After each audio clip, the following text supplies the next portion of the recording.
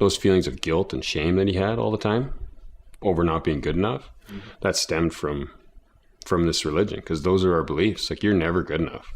Like, you're always falling short.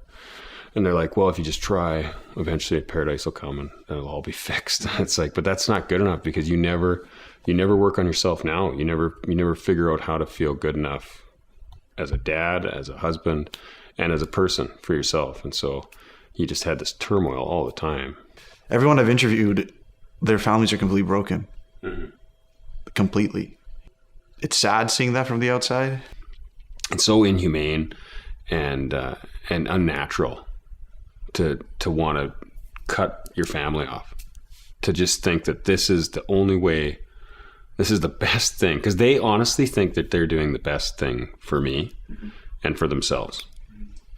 And I know they aren't bad people. I love my family to death, and I know that in no way are they trying to hurt me.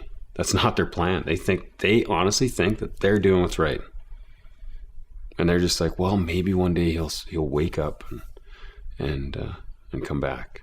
And that's insane to think, because, you know, finally being out, now I'm finally awake. Like, I finally know what's going on. And I don't know, like, that's the thing. I don't have all the answers anymore. Whereas before, I thought I had all the answers. I knew it all. I knew what was going to happen when I died. I knew what happened to everybody else when they died.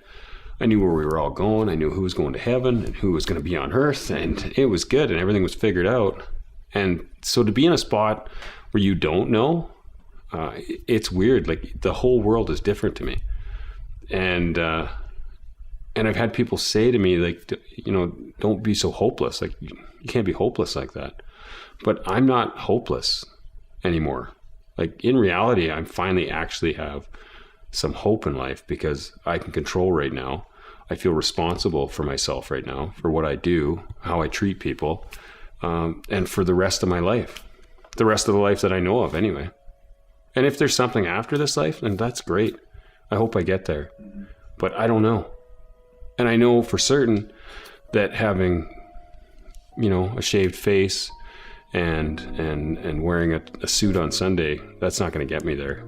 Like, that, none of that stuff matters. And it's like, you were so just all encompassed with that. You're just surrounded by this crazy little nitpicking of your life, the things you said, the things you did, the things you thought, and that took over everything.